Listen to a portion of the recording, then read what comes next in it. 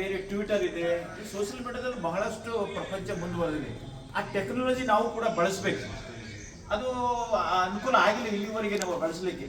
ಯಾಕಂದ್ರೆ ನಮಗೆ ಸಹಾಯ ಸಹಕಾರ ಸಿಕ್ಕಿಲ್ಲ. ಈಗ ನಮ್ಮ ಸಂತೋಷ್ ಪೂಜಾರಿ ಅವರು ಸರ್, ಅವರು KS ಲೆಕ್ಚರ್ ಇದ್ದಾರೆ ಡೈಟ್ ಕಾಲೇಜ್ನಲ್ಲಿ, BU ಆಗಿ ಕೆಲಸ ಮಾಡಿದ್ದಾರೆ, BRC ಕೋರ್ಡಿನೇಟರ್ ಕೆಲಸ ಮಾಡಿದ್ದಾರೆ.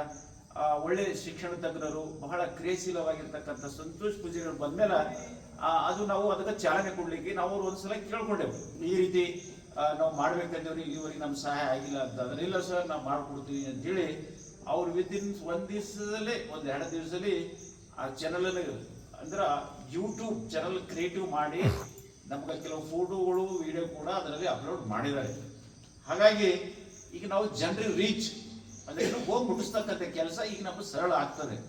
ಯಾಕಂದ್ರೆ ನಾವು ಬೇರೆ ಇಲ್ಲೇ ಹೇಳ್ಬೋದು ಇಷ್ಟೇ ಜನರಿಗೆ ನಾವು ದಿನಾಲು, ಆದ್ರೆ ಈಗ ಹೊರಗಡೆ ಹೋಗ್ಬೇಕು, ಹೊಸ ಪ್ರಪಂಚಕ್ಕೆ ತೆರೆದುಕೊಳ್ಬೇಕಾದ್ರೆ ನಮ್ಗೆ ಇವೆಲ್ಲ ಬಳಸ್ಕೋಬೇಕಾಗ್ತದೆ. ಹಾಗಾಗಿ ಅದನ್ನು ಯೂಟ್ಯೂಬ್ ಅನ್ನು ಚಾನಲ್ ಮಾಡಿಕೊಟ್ಟಿರ್ತಕ್ಕಂಥ ಸಂತೋಷ್ ಪೂಜಾರಿ ಸರ್ ಅವರಿಗೆ ಒಂದು ಜೋರ ಚಪ್ಪಾಳೆ ಮುಖಾಂತರ